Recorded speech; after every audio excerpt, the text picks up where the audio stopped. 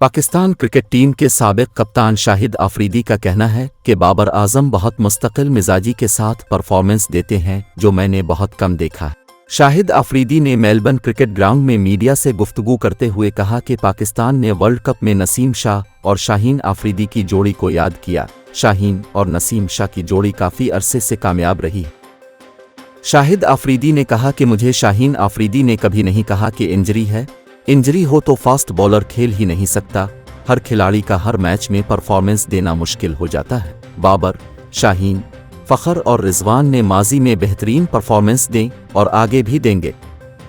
साबिक क्रिकेटर ने कहा कि बाबर आजम बहुत मुस्तकिल मिजाजी के साथ परफॉर्मेंस देते हैं जो मैंने बहुत कम देखा है।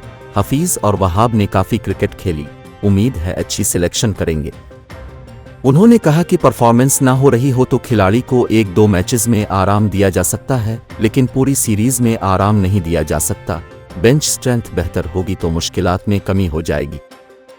हारिस रऊफ से मुतालिक सवाल पर शाहिद अफरीदी ने कहा कि हारिस रऊफ मेलबर्न टेस्ट की कंडीशंस में बॉलिंग कराते तो ज़रूर इंजॉय करते, लेकिन वो सीरीज नहीं खेल रहे।